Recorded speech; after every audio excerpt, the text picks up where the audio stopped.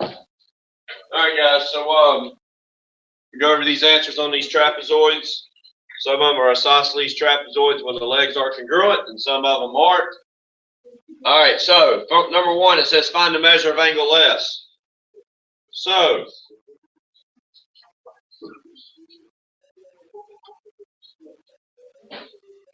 if this angle is 63, and these are perfect, this one's 63, so these two add up to 180, so this would be 117, so measure of angle S should be 117, that should be the answer.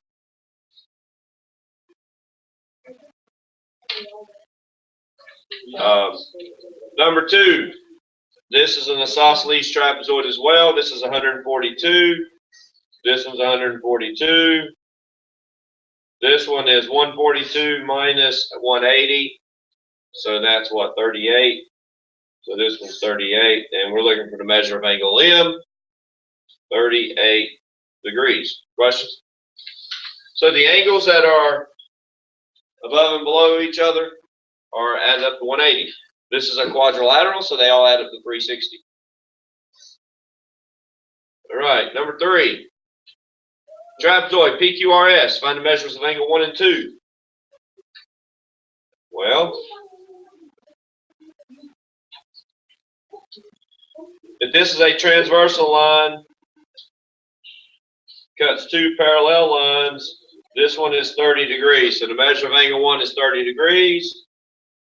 Because alternate interior angles are congruent. Measure of angle 2, well, we have a triangle. This is 85 plus 30, which is 115, minus 180, which is 65. So that's 65.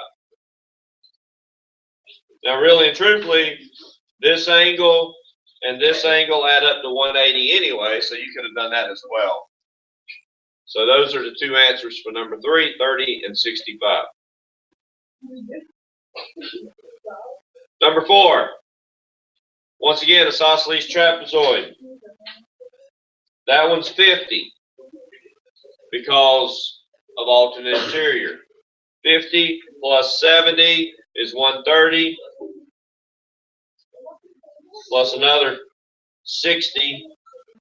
So angle 3, let's see, angle 1 is 50 degrees. Angle 3 is 60 degrees. Two ways you can find it. The three angles of the triangle are 180. So you add them up, subtract 180. Or the two angles above and below in the trapezoid add up to 180. So if this one is 60, angle 2 is 60 because alternate interior angles. And if this one's 50, this one's 60, I imagine angle 4 is 70. Three angles of that triangle add up to 180. Questions on that? All right. Now some algebra. Solving some equations. It says DF is 4x. So this segment is 4x. EG is 2x plus 16. We learned that in an isosceles trapezoid such as this one, these two diagonals are congruent. So we set those equal to each other. And we minus 2x to both sides. So 2x equals 16 divided by 2. X equals 8. It says find the values of the variables. So x is 8. And number 6, last one on this page. AC is 7x minus 15. BD is 4x plus 15. So we set those equal to each other again. Because once again, the diagonals in an isosceles trapezoid are congruent. So 7x minus 15 equals 4x plus 15. So that's 3x equals 30. Because why? You move to 4x that way and you move to 15 that way. You do what's called cross the line, changing sign, and then divide at the end. So x is 10. X is 10. Questions on these 6 problems? Yep. Did I do it wrong? Angle 4 and number what? No, question 4, angle 2. Because 1 and 2 are they supposed to be 70? All right. That's a good question.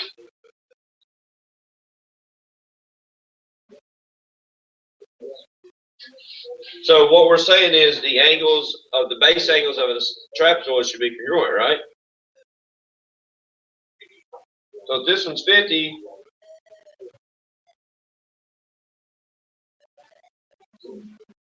I do know that that should be 50. 50 plus 70 is 120, and then that's 60.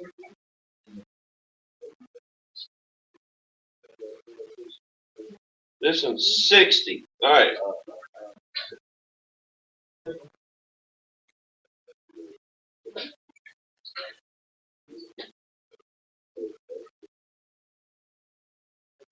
Angle 2 is 20. That would make this one 70, and that would make that one 110. Thank you, correctly. All right. Yeah, you're right. That's not an alternate interior. I messed that up because of that. I thought that. All right. Any other questions?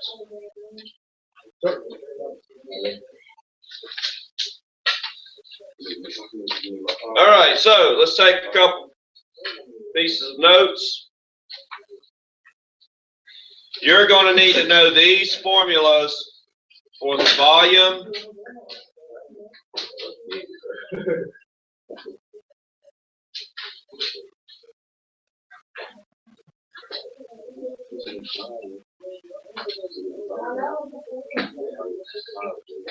so we're going to be doing volumes of prisms. Volumes of prisms.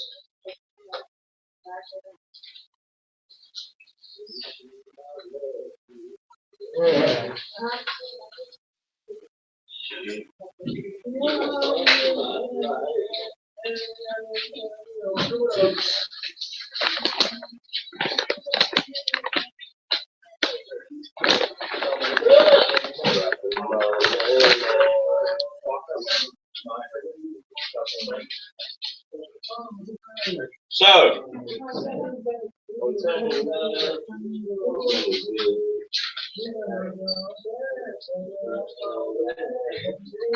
this is, I hope you're paying attention to this, this is all calculator driven.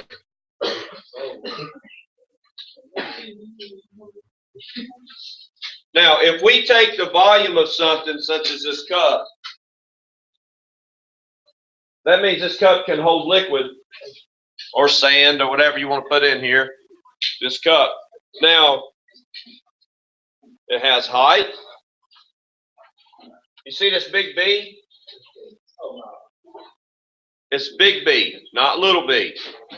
There's a reason why it's capital B. Now, this is almost a cylinder. It's sort of a cylinder, but it's kind of got, it's not like straight down. It's not a right cylinder. It's almost a cone, but they cut the bottom off of it because it slants in as it goes down. But the base of this is what figure? What is the base? A circle. So what is the area of the base of this cup? What's the area of a circle? Y'all remember? Starts with pi. That's right. It is pi r squared. Now, this is not a prism, however. I know I put the word prism. But to find the volume of how much this can actually hold, we need to find the area of the base times the height. And that tells us how much is in here. Now, what we do in calculus is we measure, if I stick a hole in the bottom of my cup, what's the flow rate? Or how is the height changing if I pour water in at a certain amount of something per square inch or something. So this is cubic. Anything that's volume is going to be in cubic something. Now, this cup says 32 on it. What's that mean? 32 ounces. I think in calculus we come to figure this wasn't exactly 32 ounces. But anyway, we assumed it because it's got the word number 32 on it. So, big B in this problem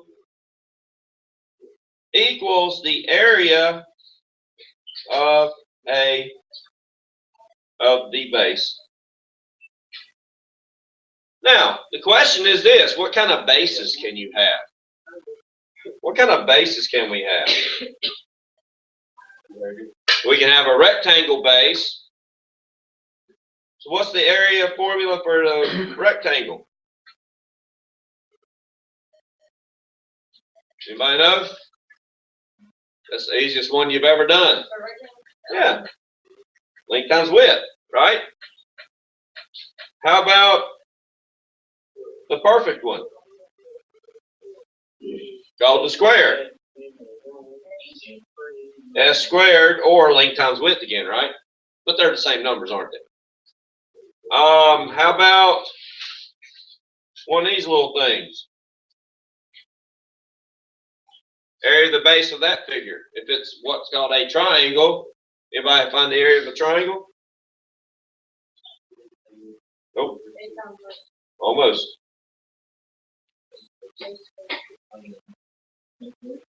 It's 1/2 base times height, right? How about a parallelogram?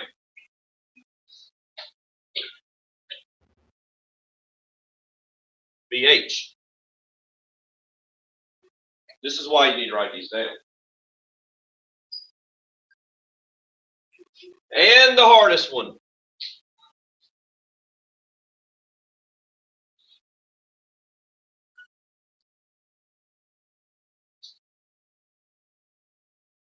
Anybody ever done the area of a hexagon? That's perfect. A regular hexagon, for example.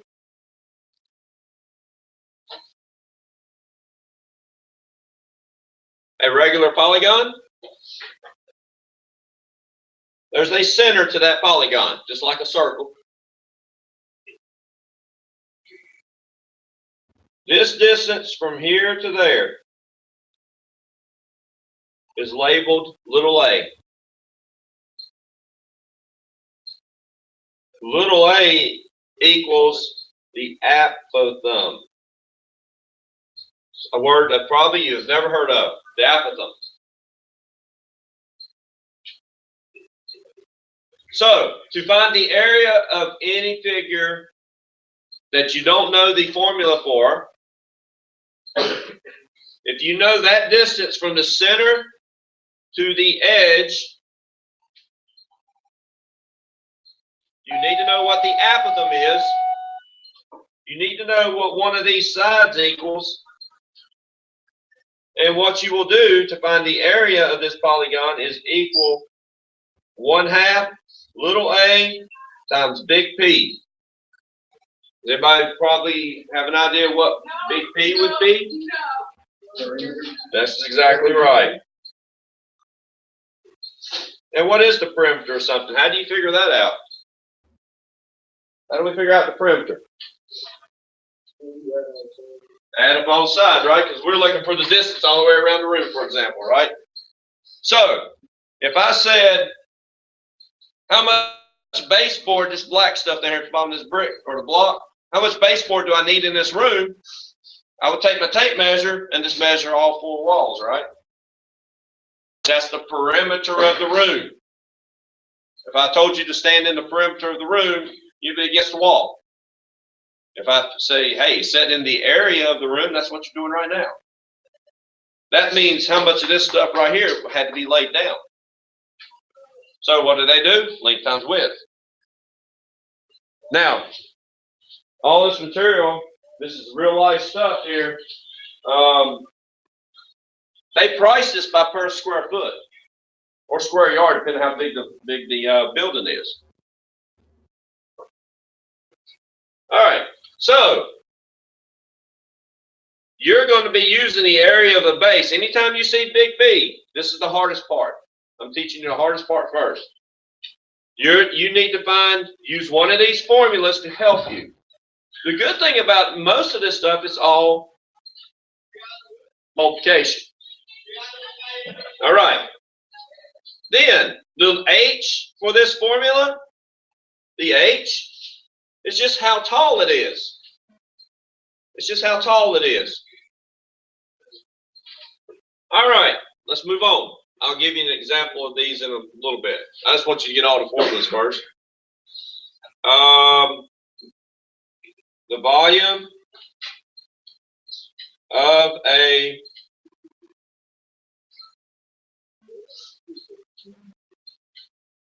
pyramid. Volume of a pyramid.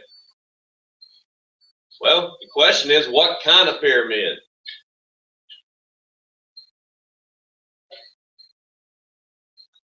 Now, I'm skipping some space here because it is the exact same formula. But what happens with a pyramid versus a prism? Anybody know what the pyramid does? It goes right up to a point at the top, right? So we lose some stuff, don't we? We lose quite a bit of volume in a pyramid. We actually lose 2/3 of the volume in comparison if it was just straight up. So the volume formula for a pyramid is 1/3 big B times the height of that, the height of the roof. I've been in a pyramid before called the Luxor in Las Vegas. It's a big hotel. I feel like when I walk in that place, I got to walk like this because the rooms slant like this. I just feel like when I walk in, and in the middle of that Luxor, they got this big old powerful light, spotlight, that you actually can see from space. That light, that's how powerful it is. That's what's been said, that you can see that light from space. So, that's the volume formula for a pyramid. Big B, you have to figure out what kind of pyramid it is. Is it a rectangular pyramid? Is it a square pyramid? Is it a triangular pyramid? Is it a parallelogram pyramid, which you never hear of? Sometimes you do have a hexagonal pyramid, hexagonal prism, pentagonal prism, octagonal. All right? Don't let those big words mess you up. It's just basically using formulas. Now, let's do the circular stuff. Volume of a cylinder. Volume of a cylinder. Volume equals pi r squared h. You see what big B is in this picture? You see what I replaced big B with?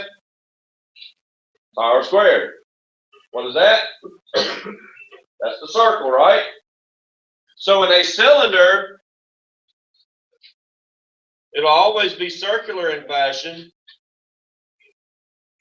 You only need to know the distance from the middle to the edge, because that's r, and you need to know the height. If you have those two pieces of information, that's easy. If you have the diameter, which is the whole length across the circle, what would you have to do to find the radius? Half it. So if you have the diameter, you need to take half of it and then square it. Now, if the volume of a prism is BH, and the volume of a pyramid is 1/3 base times height, and the volume of a cylinder is pi r squared h, what do we think the volume of a cone volume of a cone. A lot of you like to get those waffle cones. Put some ice cream on it.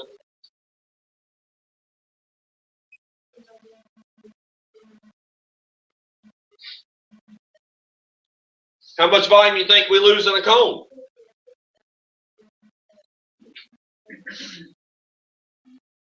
We're still going to use pi r squared h. What do you think that fraction is going to be in the front? What was it a while ago? 1/3. It is this again.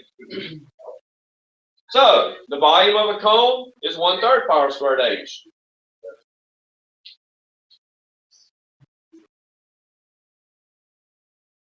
So there's the r. This is your h. So, in calculus, that's what we do. We drop down the level. We figure out the flow rates, or, that's what we already are given.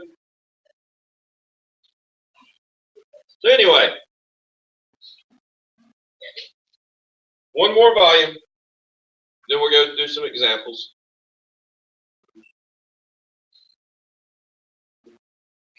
Volume of a sphere.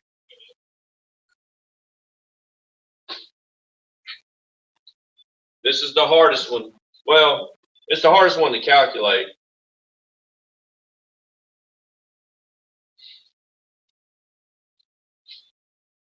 It's 4/3 pi r cubed.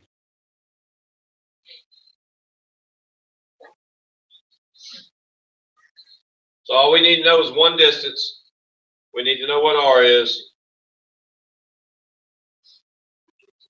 In your problems, you're going to have some that have r and some that have d. If you have the d part, you need to have them.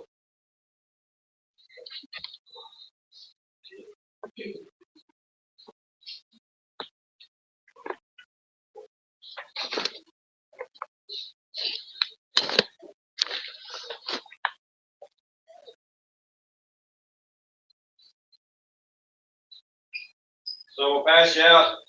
There are several. Please don't lose this. Worst case, put them up here when you get done today. I don't want to have so many copies. And I don't get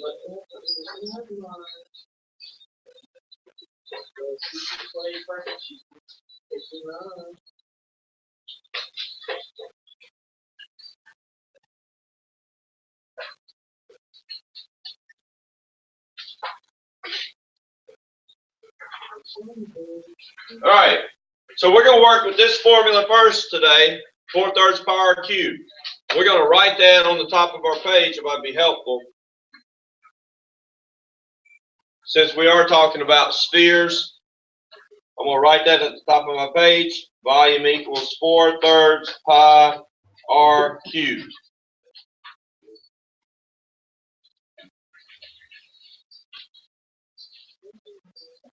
Okay. If we look at the first problem, right there, number 1. By using the calculator, I'll show you how to do it in a second. All we need to know that the volume or the radius is 3 feet.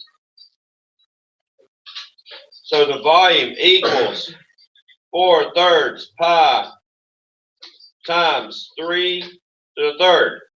Okay, the keystrokes on the calculator. See if I can get all this on the same screen.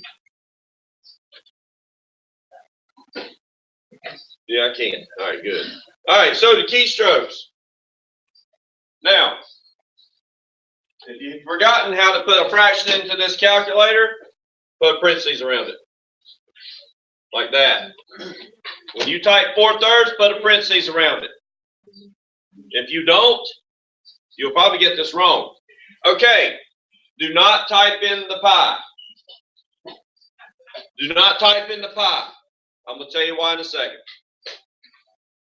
You're going to type in 3 rooftop 3. Leave the pi off. All right? So when we get this answer, we get 36.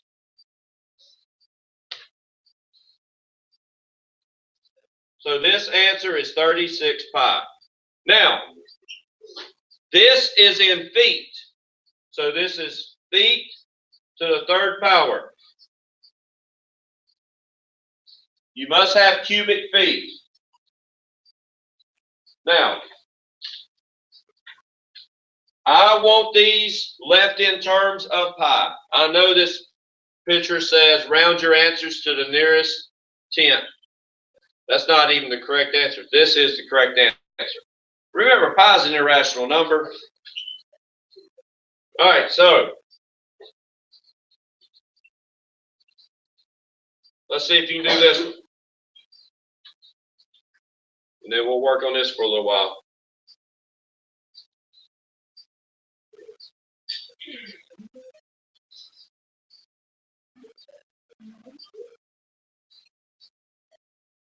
If you need to look up here, do so. If not, try to do it on your own.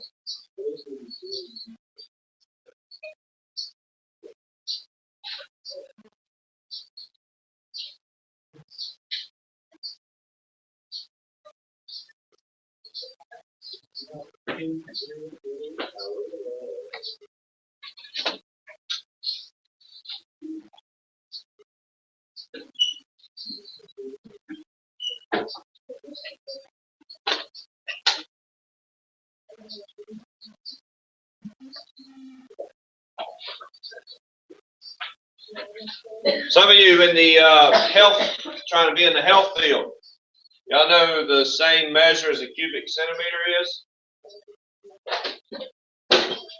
Y'all know that 1 milliliter is the same as 1 cubic centimeter.